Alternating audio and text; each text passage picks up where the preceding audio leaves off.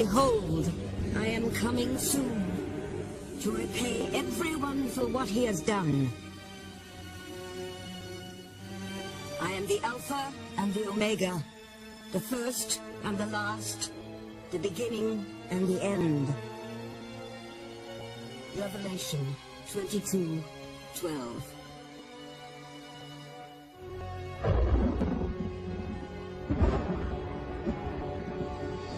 These fiery words are nearly 2,000 years old, but they still sear the mind.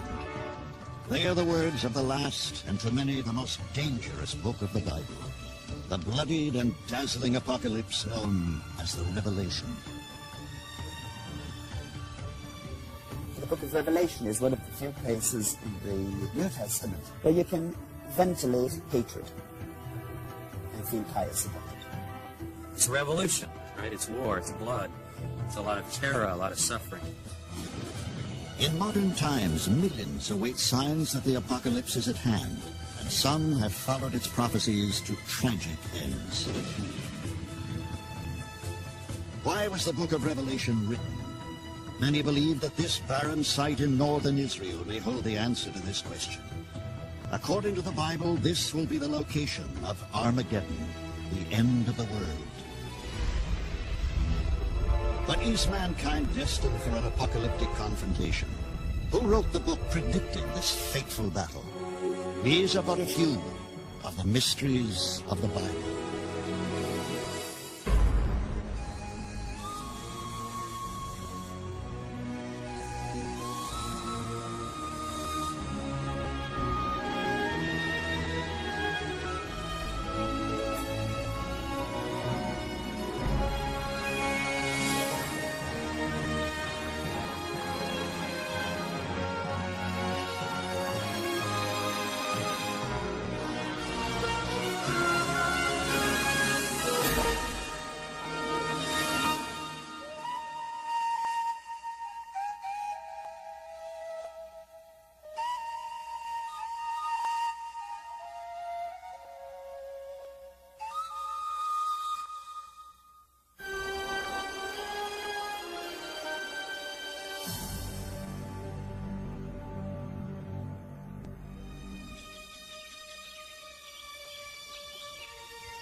Every year, thousands of tourists flock to this ancient site in northern Israel, whose name evokes fear in those who believe in the biblical apocalypse, the violent end of the world.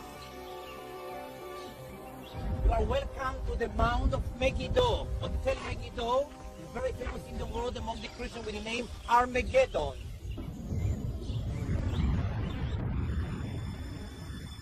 And I saw, issuing from the mouth of the beast, 3 evil spirits like frogs, for they are demonic spirits, who go abroad to the kings of the whole world to assemble them for battle on the great day of God the Almighty. And they assembled them at the place which is called in Hebrew Armageddon. Revelation 16:13.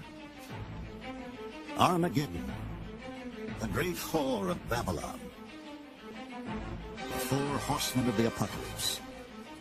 These ghastly images from the book of Revelation repel and fascinate the world.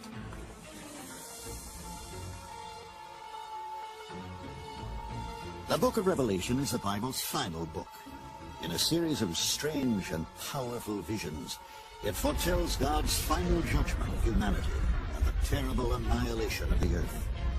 Many have believed it the work of a genius, others the ravings of a madman. The book of Revelation is essentially about how God is going to come and return to the planet and depose the ruler of the world, the devil. That's going to cause tremendous upheaval. It's a revolution. It's war. It's blood. It's a lot of terror, a lot of suffering. The book of Revelation is, in fact, letters written to 7 churches during the 1st century of the Common Era. The book also contains a dark, nightmarish vision predicting the violent end of the world. The nations were angry, and your wrath has come. The time has come for judging the dead and for destroying those who destroy the earth. Revelation 11:18. The perspective of this book is the world is a horrible place in terms of human evil and suffering, that people are just doing terrible, terrible things. They lie and they cheat and they commit adultery and murder, and their deeds of evil are just heaping up to the heavens. That's the image of the book. And the people that are good are being trampled, and they are crying out all the time, God, why don't you come, and how long until you will come and stop this, you see? In 1993, the tragic confrontation between the FBI and the Branch Davidians stunned the United States and proved that despite its ancient origins, the Book of Revelation remains a powerful force today. For those who died at Waco believed in the apocalypse and were inspired by earlier generations who believed the end was near.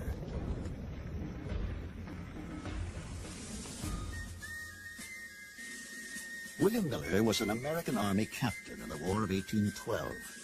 After the war, he retired to his farm in Upper New York State and dedicated his life to reading the Bible.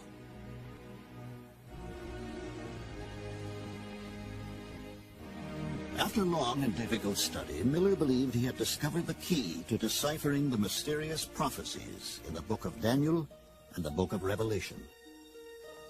He predicted that the apocalypse would occur sometime in the years 1843 and 1844.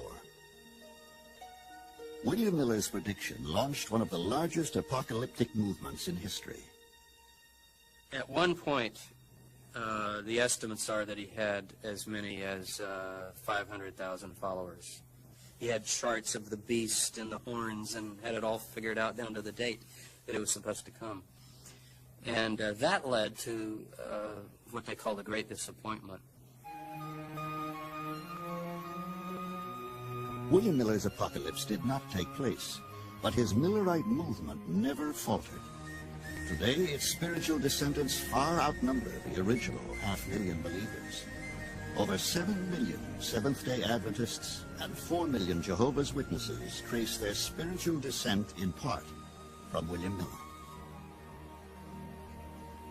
I think we can conservatively count tens of millions of people do believe that we might be living in the end times, and the Book of Revelation is going to be fulfilled quite literally in our lifetime, in the next generation or so.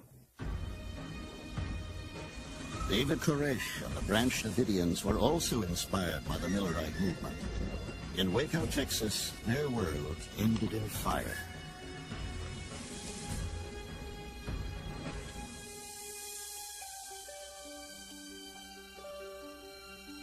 What is this book that holds so many modern minds in its ancient, powerful grip? How can we explain its enduring fascination? Why do millions still believe that its terrifying visions will someday come true?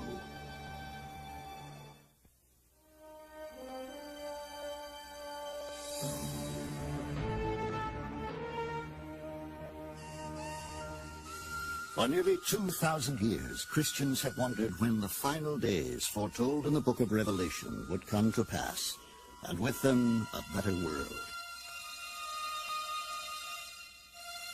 For despite its horrors, the Revelation has also given Christianity some of its most moving poetry of hope. Then I saw a new heaven and a new earth, for the first heaven and the first earth had passed away, and the sea was no more. And I heard a great voice saying, Behold, the dwelling of God is with men. He will wipe away every tear from their eyes, and death shall be no more. Neither shall there be mourning, nor crying, nor pain any more, for the former things have passed away. Revelation 21:1. So I think the Book of Revelation has appealed to Christians when they feel that their hopes are being crushed. This holds out for very threatened communities a vision of a new life, a possibility of new life. And that's a perennial message, I think.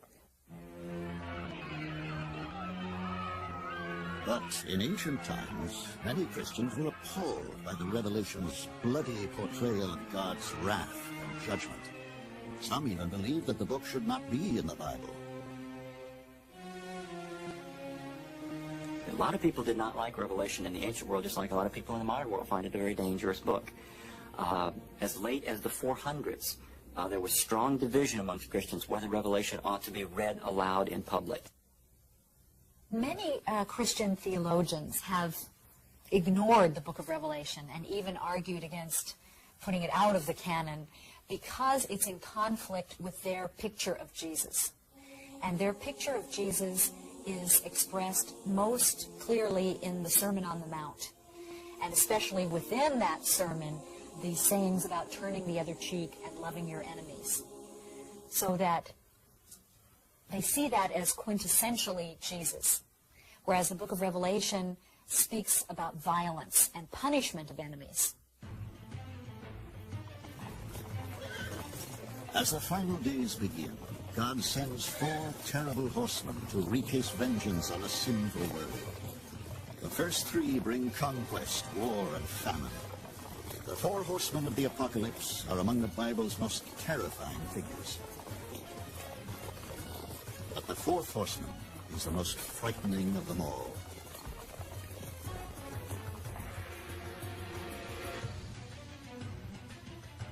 Behold, a pale horse, and its rider's name was Death.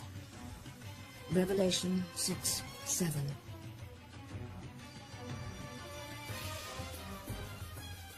While the 4 horsemen ravage humanity, a devastating earthquake rocks the earth. The sun turns black, the moon turns to blood, and the stars fall from the sky.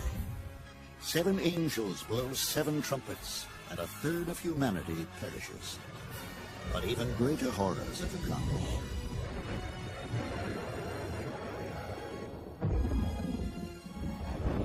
And there were flashes of lightning, peals of thunder, and the cities of the nations fell. And every island fled away, and no mountains were to be found. And great hailstones dropped from heaven, till men cursed God.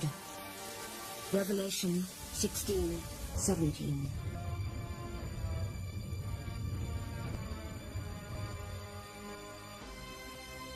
At the book's climax, an angel hurls Satan, a great red dragon, into a bottomless pit. For humanity comes God's final terrible judgment.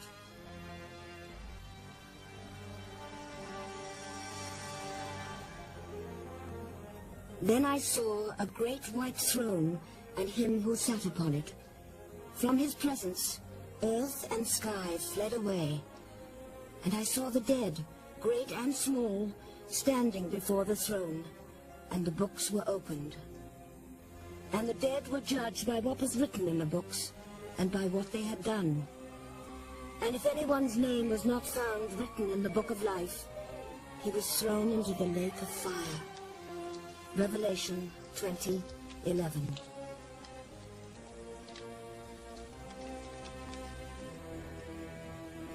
The way God is portrayed in apocalyptic literature is primarily as the executor of justice.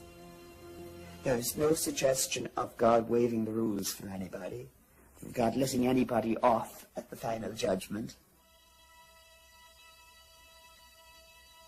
One of the Revelation's most frightening symbols is the number 666. Today, 666 is widely believed to be the devil's number, the sign that the final days have come to pass. But was this the original meaning of 666?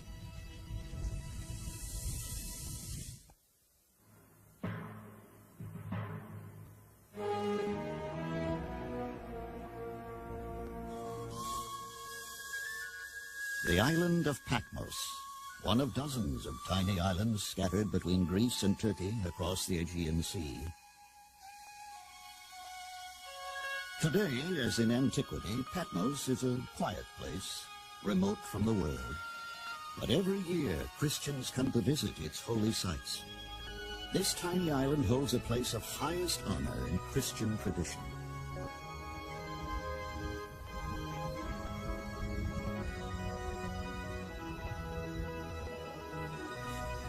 For it was in this cave on Patmos that many think the book of Revelation was written, by a man who remains one of the Bible's most mysterious figures, the visionary known only as John.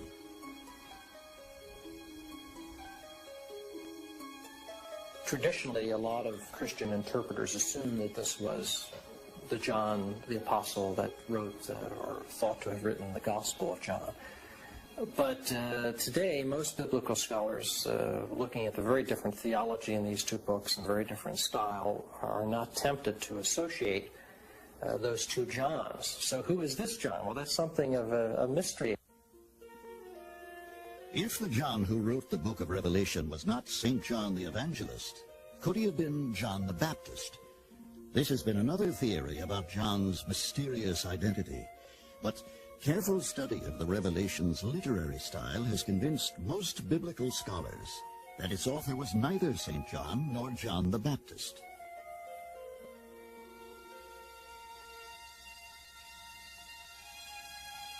On Patmos, John is still commemorated in the church and monastery that bear his name. Today, visitors to these venerable monuments may contemplate magnificent treasures of early Christian art and the unknown mystic whose ancient visions are still so powerful today.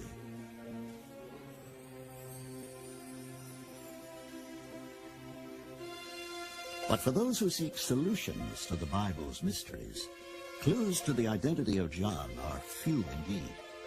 One clue may be found in the Revelation's most famous symbol.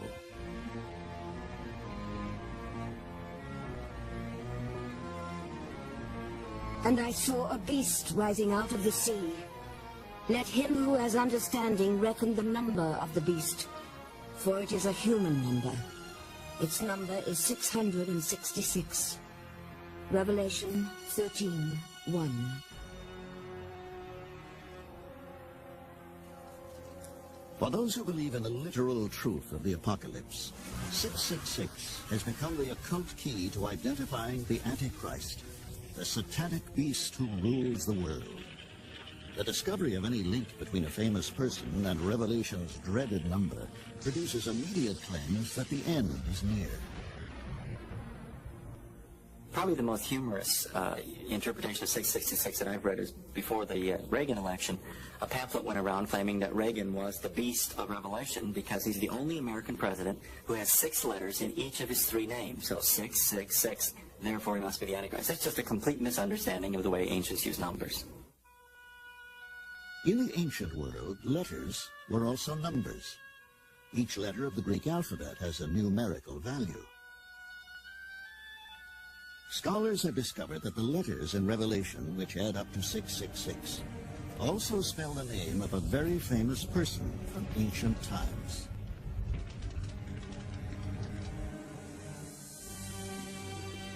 Behold the beast, Nero Caesar, hated, dissolute Roman emperor, first persecutor of the Christians in Rome. After Nero's suicide, many feared he would return to life and once again torment the world. If Nero was the beast, then the book of Revelation was probably written soon after his rule, which ended in the year 68 of the Common Era.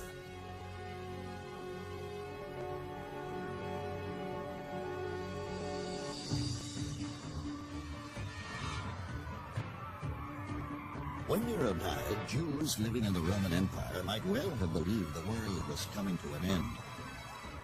The people of Judea were fighting a bloody war against their Roman masters, which would end with the utter destruction of Holy Jerusalem and its temple.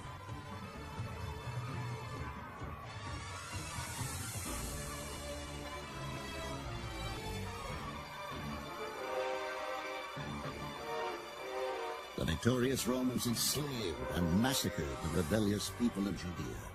Many fled, seeking sanctuary among the Jewish communities which flourished throughout the empire. Was one of these refugees the author of the book of Revelation?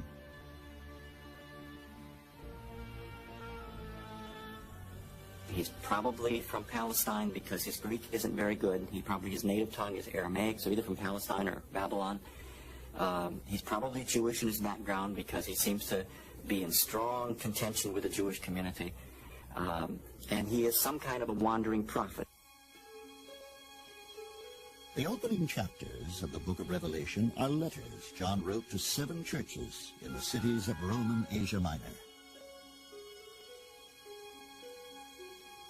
In the 1st century CE, these 7 cities were a ring of jewels in the crown of Rome's Eastern Empire, centers of commerce and culture, prospering under imperial protection.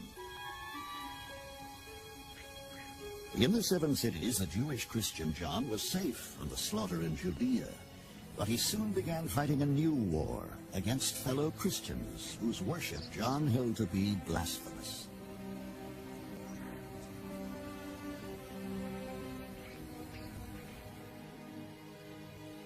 I have this against you, that you tolerate the woman Jezebel, who calls herself a prophetess and is teaching and beguiling my servants to practice immorality and to eat food sacrificed to idols. Behold, I will throw her on a sickbed, and I will strike her children dead. Revelation 2:19.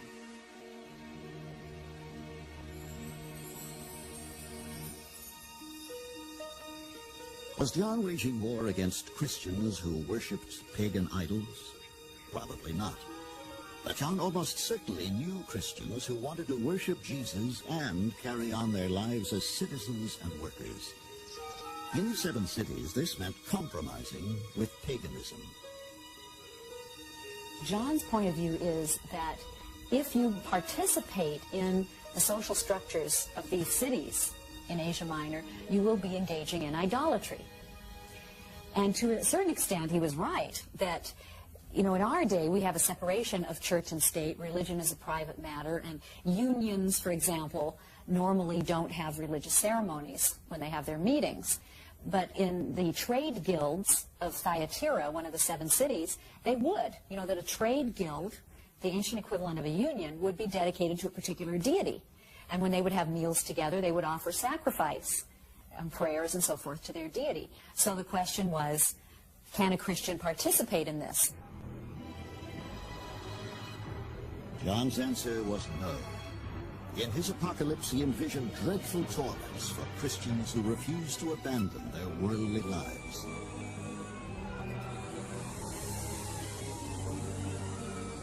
Today, we may find him excessively harsh, but in the ancient world, dominated by the pagan gods, John's refusal to compromise his beliefs may have served its purpose. Perhaps he was extreme, but if there hadn't been some people like him, Christianity might not have survived. You know, it may have become assimilated. And that, I think, is why there is so much terrible imagery in the book. It's not so much to scare outsiders, but it's to scare insiders, to keep them on the straight and narrow path. Today in Ephesus, proudest and richest of the 7 cities, the tomb of a Christian named John the Elder is commemorated as John's final resting place. But there is no evidence that John the Elder was the author of the book of Revelation, any more than John the Baptist or John the Apostle.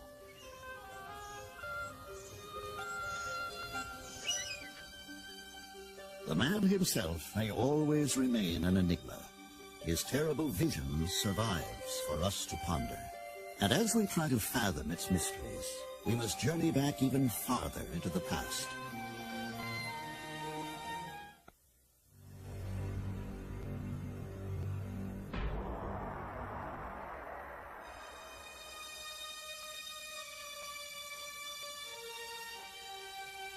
In Christian tradition, the book of Revelation is the powerful vision of a single mind.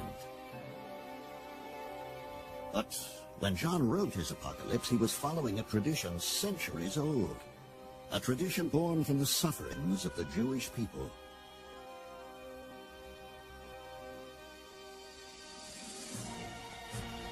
Long before the book of Revelation, a series of disasters destroyed the once proud kingdoms of Judah and Israel. Babylonians, Persians, Greeks, and Romans conquered the Jewish homeland.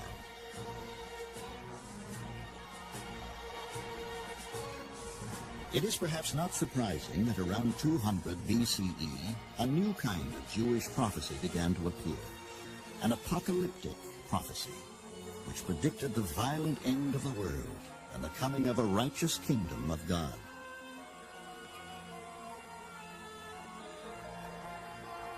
There's not a lot of hope in the first century other than the apocalyptic hope. I mean, the Jews don't have a chance in the world of mounting an army and overthrowing Rome. But what if we have 12 legions of angels, you see, helping us? Then you can win.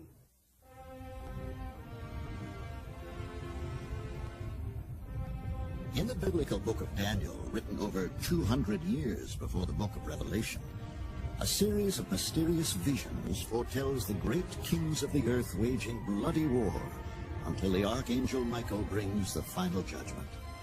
Some of these visions bear an uncanny resemblance to visions in the Revelation. Listen to these words from the book of Daniel. And 4 great beasts came up out of the sea. The first was like a lion, and behold another beast, like a bear. And lo, another like a leopard. And behold, a fourth beast. It had 10 horns. Daniel 7:2.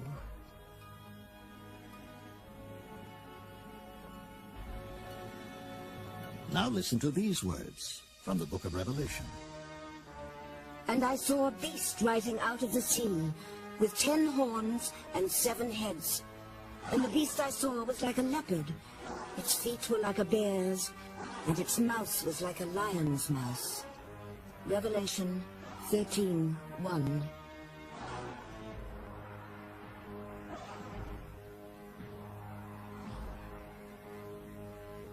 The book of Daniel and the book of Revelation go hand in hand. Revelation is really an interpretation of the book of Daniel. So it's interesting that 200 years or so before Jesus, people were reading Daniel and saying this is the time. By the end of the 1st century BCE, a small group of Jewish militants living in the desert were ready for war. At Qumran, near the Dead Sea, the Essenes were praying for the final days to begin, so they could join forces with the armies of heaven and fight the evil rulers of the earth.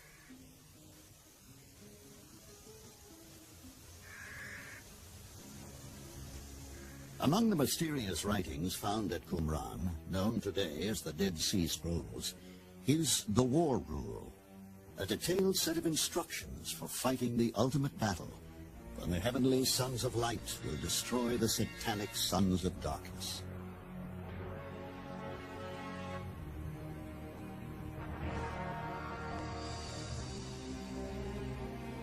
On the day of calamity, the sons of light shall battle with the company of darkness, amid the clamor of gods and men.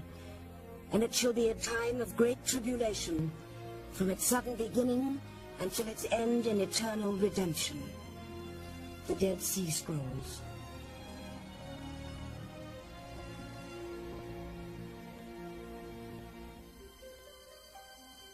Who are the mysterious sons of light and sons of darkness?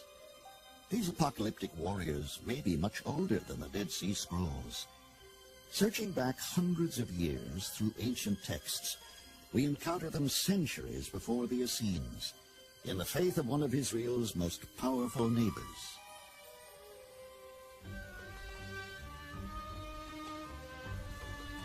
Today, hundreds of miles east of Jerusalem, the magnificent ruins of Persepolis are all that remains of one of antiquity's greatest empires, the Empire of Persia.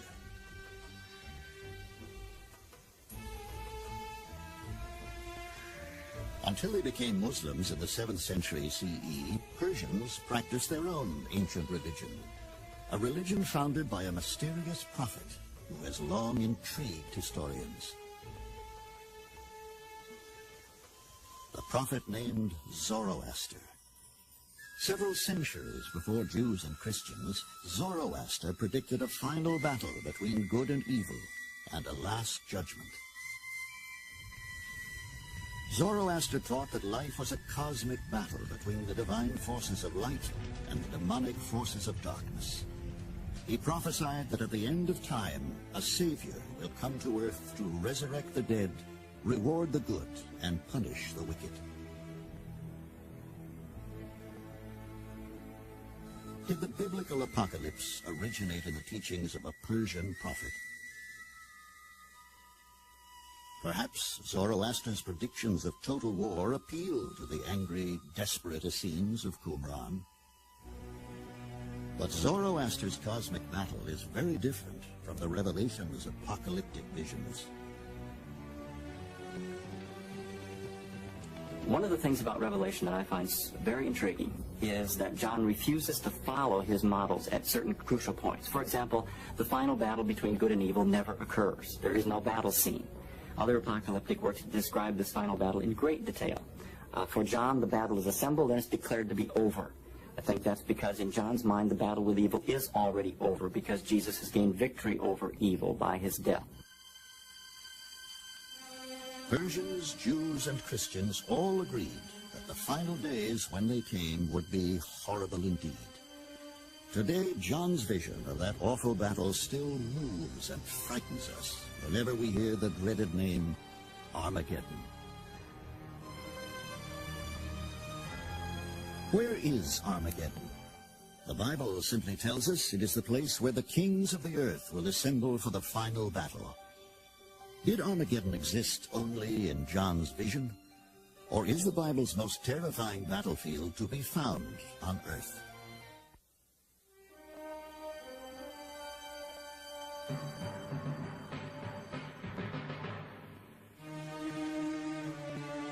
Today, in northern Israel, the ancient mound of Megiddo broods like an eternal sentry over the valley of Jezreel. In the book of Revelation, John of Patmos foretold that the kings of the earth would meet in this place for a gigantic battle which would signal the end of the world. In the Hebrew language, Megiddo is called Har Megiddo, the hill of Megiddo, Armageddon.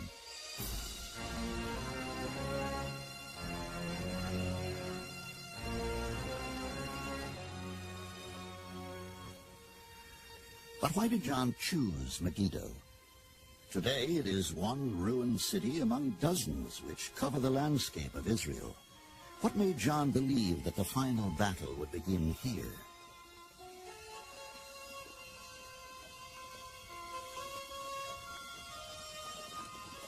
The answer may lie in the land of Israel itself. The city of Megiddo was founded 4,000 years before John wrote the book of Revelation, in one of the most strategic locations in the ancient Near East.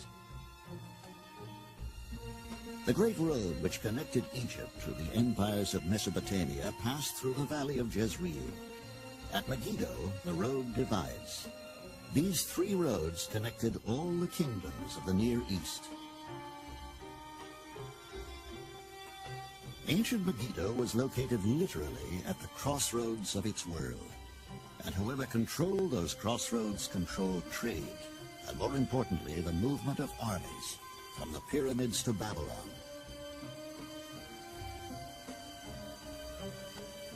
From the day it was founded, Megiddo was doomed to be a place of battles.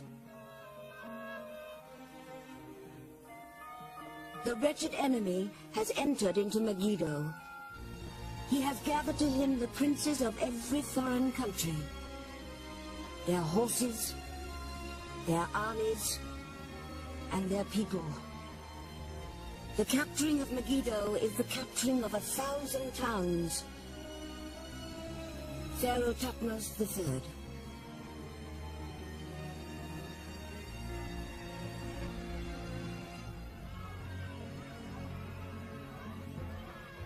The date was May 12, 1468 BCE, nearly 15 centuries before John wrote his Apocalypse. Egypt's Pharaoh Thutmose III destroyed and allotted princes, the earliest historical record of a battle at Megiddo.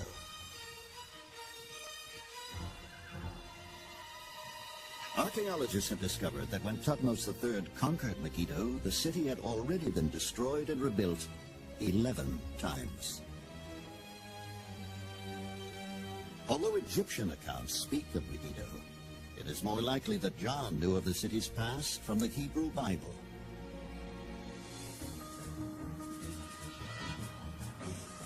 The kings came, they fought. Then fought the kings of Canaan by the waters of Megiddo. Judges 6:19.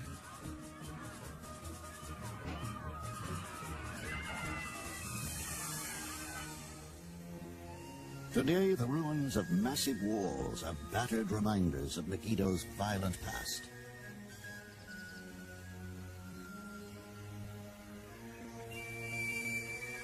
In the time of King Solomon, around 950 BCE, these walls protected a city which was twice the size of Jerusalem and the most heavily fortified city in Israel.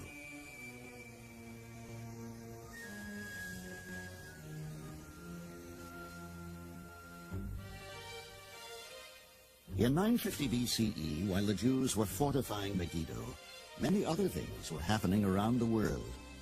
In Mexico, the Olmecs were constructing huge ritual mounds. In China, workers were perfecting the art of casting bronze. And in Italy, villagers were building the first straw huts of a tiny settlement named Rome, which would one day conquer all of Israel. But massive walls are not the most impressive evidence of ancient Megiddo's strength, nor of its ever-ending fear.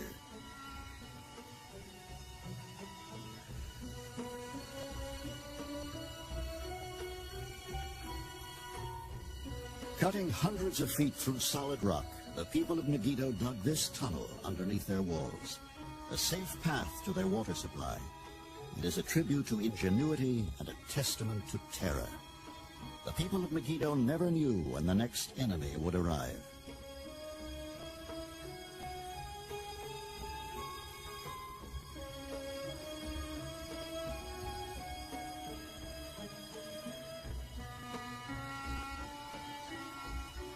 When Megiddo was finally abandoned in the 4th century BCE, it had been inhabited continuously for over 3,000 years.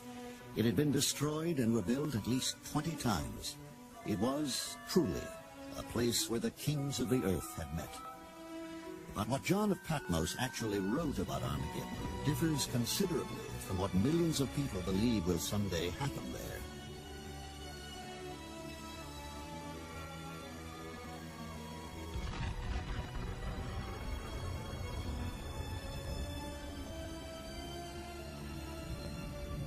The book of Revelation never mentions the Battle of Armageddon. What it does mention is that right before the coming of Jesus Christ, the armies of the world will gather at Megiddo. The battle's not at Megiddo.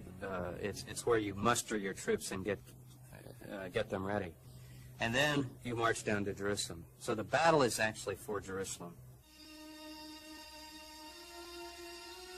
But regardless of where they are to happen, the final battle and the judgment day have captured the imagination of the world.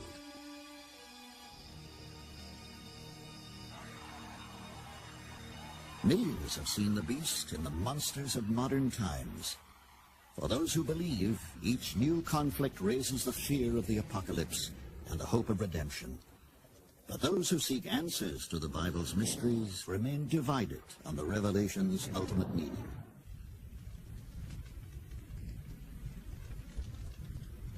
It raises hope in people that life is worthwhile and that we're right on the edge of something very earth-shaking and changing, and it inspires people to think that history is not just this tired tale of repeated tragedy, injustice, evil, suffering, meaningless patterns of senseless killing, but that it's reached some climax, and right ahead is that opportunity for something new.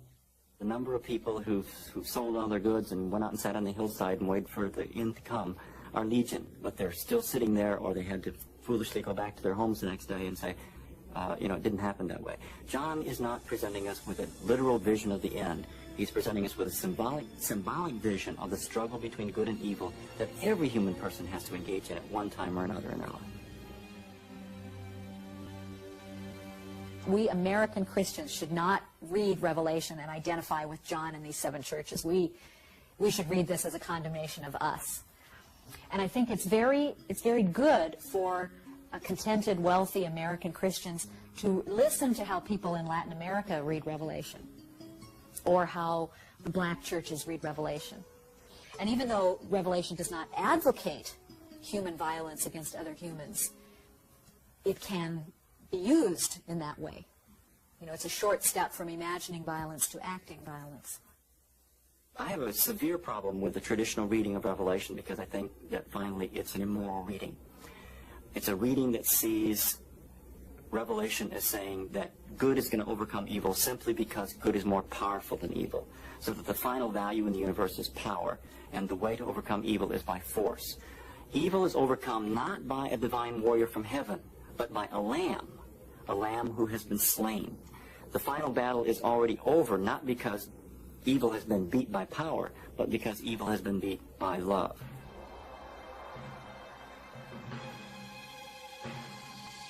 Is the book of Revelation a timeless moral drama, or a ghastly blueprint for the end of time? However we interpret it, the ancient vision of John of Patmos lives on. A moving plea for compassion and love, and a bitter cry for vengeance and annihilation.